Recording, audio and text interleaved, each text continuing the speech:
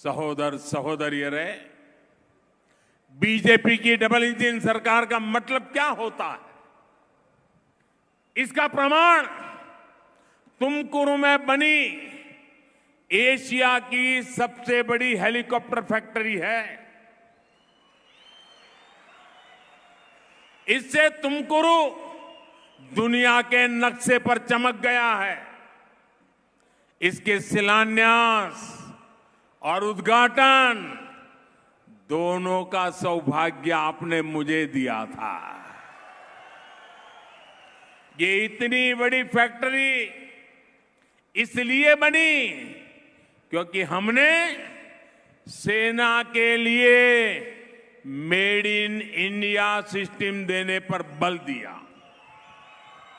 कांग्रेस पूरी तरह से देश को इंपोर्टेड पर निर्भर रखना चाहती थी। कांग्रेस के लिए डिफेंस सेक्टर एक ऐसा क्लब रहा है, जरा पुरानी बातें याद करने होंगे तो पता चल जाएगा। डिफेंस सेक्टर एक ऐसा क्लब रहा है जहां मामा, चाचा, सगे संबंधी मिलकर देश को लूट सकते हैं। ये कांग्रेस की 85% कमीशन सरकार थी। 85% कमीशन सरकार, जिसने HAL यानी हिंदुस्तान एरोनॉटिक्स लिमिटेड को बर्बाद कर दिया था। याद कीजिए, 4-5 साल पहले कांग्रेस के नेताओं ने कर्नाटका में आकर HAL पर क्या क्या झूठ नहीं फैलाया था। HAL के कर्मचारियों को भड़काने का प्रयास किया गया था और उस समय किया गया था जब सीमा पर हमारी सेना तैनात थी। इस चुनाव में इनके मुंह से एक बार भी, ये मीडिया वाले याद रखें, एक बार भी कांग्रेस के नेताओं के मुंह से HAL का नाम नहीं निकल रहा है। क्यों? क्योंकि जब HAL पैदा हुआ ना, तब से आज तक HAL ने प्रॉफिट के नए रिकॉर्ड बनाए हैं। सबसे ज्यादा प्रॉफिट अभी हुआ है जी। यही तुमकुरु में है, यहीं पर है फैक्ट्री, यहां के लोग काम करते हैं। पहले प्रॉफिट नहीं होता था तो माल चोरी कहां होता था, और मोदी आने के बाद प्रॉफिट होने लगा। कारण साफ है दोस्तों, जब कांग्रेस सत्ता में थी तो कमीशन के बगैर डिफेंस डील नहीं होती थी। ये बीजेपी की सरकार है जो देश में ही डिफेंस की आधुनिक फैक्ट्रियां लगा रही है और देश की सेना को सशक्त कर रही है। बंधु भगिनीर है, बीजेपी सरकार यहां तुमकुरु में अनेक प्रोजेक्ट पर काम कर रही है। हाल में ही तुमकुरु में साउथ इंडिया के पहले इंडस्ट्रियल कॉरिडोर का शिलान्यास हुआ है। डबल इंजन सरकार यहां इंडस्ट्रियल टाउनशिप के निर्माण पर भी तेज गति से काम कर रही है।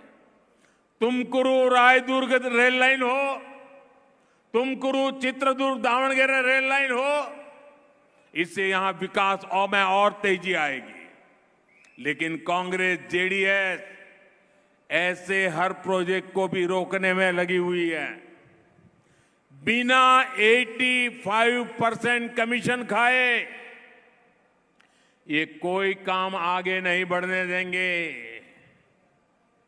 जब इंफ्रास्ट्रक्चर नहीं बनेगा तो किसान को भी नुकसान होगा और उद्योगों का विस्तार भी नहीं होगा। और ये 85% वाले, जब तक उनका 85% नहीं होगा आगे नहीं बढ़ेंगे। अब आपको मैं याद कराता हूं, 85% है क्या भाई? ये मोदी की बात नहीं है। कांग्रेस पार्टी के वरिष्ठ नेता, कांग्रेस पार्टी के प्रधानमंत्री, पूर्व प्रधानमंत्री श्रीमान राजीव गांधी, उन्होंने पब्लिकली सार्वजनिक रूप से कहा था कि मैं दिल्ली से 100 पैसा भेजता हूं तो गांव में गरीब के पास जाते जाते 15 पैसा हो जाता है, 85 पैसे की चोरी हो जाती है। ये खुद राजीव गांधी ने कहा था और तब तो पंचायत से लेकर पार्लियामेंट तक कांग्रेस ही कांग्रेस थी। उस समय उन्होंने कांग्रेस को सर्टिफिकेट दिया था, 85% कमीशन का सर्टिफिकेट राजीव गांधी ने दिया था। वो 85% कमीशन वाली कांग्रेस आज भी अपनी आदतें छोड़ने को तैयार नहीं है। और इसलिए मेरे भाई बहनों, आपको मेरी एक बात याद रखनी है,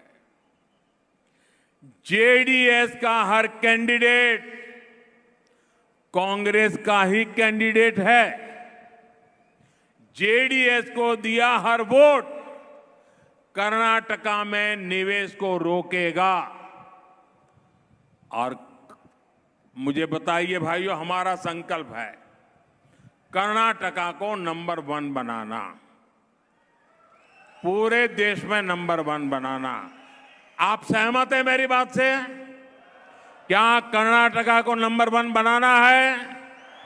कर्नाटका को नंबर 1 बनाना है? कौन बना सकता है? कौन बना सकता है? कौन बना सकता है? भाइयों बहनों, कर्नाटका को नंबर 1 बनाने के लिए घर घर से एक ही संकल्प चाहिए, ईबारा निर्धारा, ईबारा निर्धारा, ईबारा निर्धारा बहुमत दा बीजेपी सरकारा।